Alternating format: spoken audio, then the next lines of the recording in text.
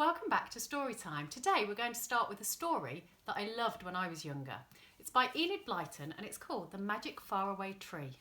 Let's jump straight into chapter 1, called How They Found the Magic Wood. There were once 3 children called Joe, Beth and Franny. All their lives they'd lived in a town, but now their father had a job in the country, so they were all to move as soon as they possibly could. "What fun to be in the country," said Joe. "I shall learn all about animals and birds." "And I shall pick as many flowers as I want to," said Beth.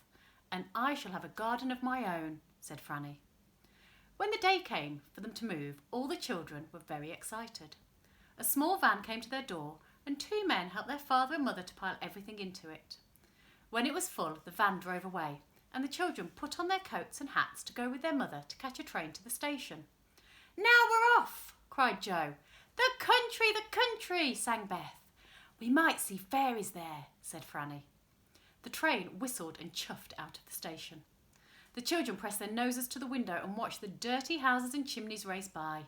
How they hated the town. How lovely it would be to be in the clean country, with flowers growing everywhere and birds singing in the hedges. "We might have adventures in the country," said Joe. "There'll be streams and hillsides, big fields and dark woods. Oh, it will be lovely." "You won't have any more adventures in the country than you will have in the town," said their father. "I dare say you'll find it all quite dull." But that is where he was quite wrong. My goodness, the things that happened to those 3 children. They arrived at last at the tiny station where they were to get out. A sleepy-looking porter put their 2 bags on a trolley and said he would bring them along later. Off they all went down the winding country lane, chattering loudly. "I wonder if we've got a garden," said Franny. But before they reached their new home, they were tired out and could not bother to say a word more to each other.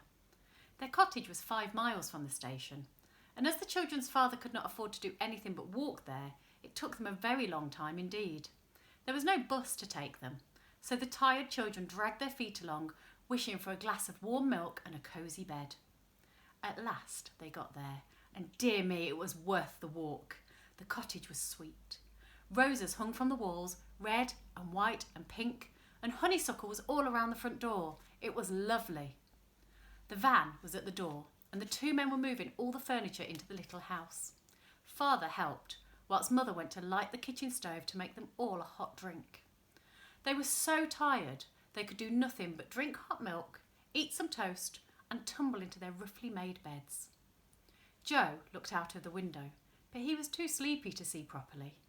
In 1 minute, the 2 girls in their small room were asleep, and Joe, too, in his even tinier room.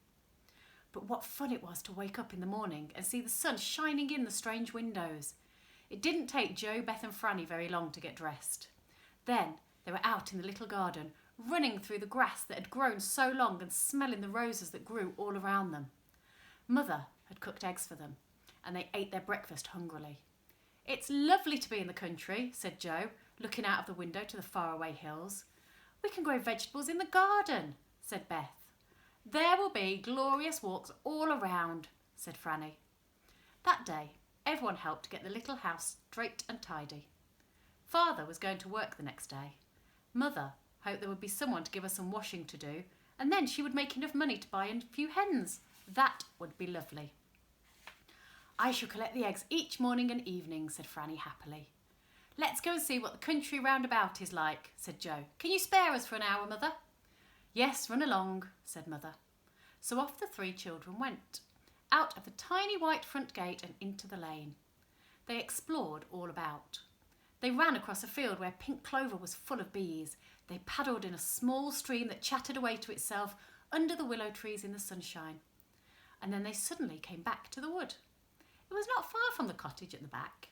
It looked quite an ordinary wood, except the trees were a darker green than usual. A narrow ditch separated the wood from the overgrown lane. "A wood!" said Beth in delight. "We should be able to have picnics here." "It's rather a mysterious sort of wood," said Joe thoughtfully. "Don't you think so, Beth?" "Well, the trees are rather thick, but they seem about the same as any others," said Beth. "They don't quite," said Franny. "The noise the leaves make are different. Listen." They listened, and Franny was right. The leaves of the trees in the wood did not rustle in quite the same way as other trees did. It's almost as if they were talking to one another, said Beth, whispering secrets, real secrets, that we just can't understand. It's a magic wood, said Franny suddenly. Nobody said anything. They stood and listened. Wish, wish, wish, wish, said the trees in the wood, and they bent towards one another in a friendly way. There might be fairy folk in there, said Beth. Shall we jump over the ditch and go in? No, said Joe. We might get lost. Let's find our way around before we go into the big woods like this. Joe, Beth, Franny, suddenly came their mother's voice from the cottage not far off. Time for lunch! Time for lunch! The children felt hungry all at once. They forgot the strange wood and ran back to their new home. Mother had a new bread with strawberry jam for them, and they ate a whole loaf between them. Father came in just as they were finishing. He'd been shopping for Mother in the village 3 miles away, and he was hungry and tired. We've been exploring everywhere, Father, said Beth, pouring him a big cup of tea. We found a lovely wood, said Joe. The trees really seem to talk to each other, Father. That must be the wood I've heard about this afternoon, said Father. It has a strange name, children. What's it called? Asked Joe. It's called the Enchanted Wood, said their father. People don't go there if they can help it. It's funny to hear things like this nowadays, and I don't expect there's really anything strange about the wood. But be careful not to go too far into it, just in case you get lost. The children looked at one another in excitement. The Enchanted Wood, what a lovely name. And each child secretly thought the same thing. I shall go and explore the Enchanted Wood as soon as ever I can. Their father set them to work in the overgrown garden once they'd finished their meal. Joe had to pull up the tough thistles, and the 2 girls had to weed the untidy vegetable bed. They spoke to one another in joyful voices. The Enchanted Wood! We knew there was something magical about it. I guess there'd be fairies there, said Franny. We can do more exploring as soon as we can, cried Beth. We'll find out what those whispering trees are saying. We'll know all the secrets of the wood before many weeks have passed.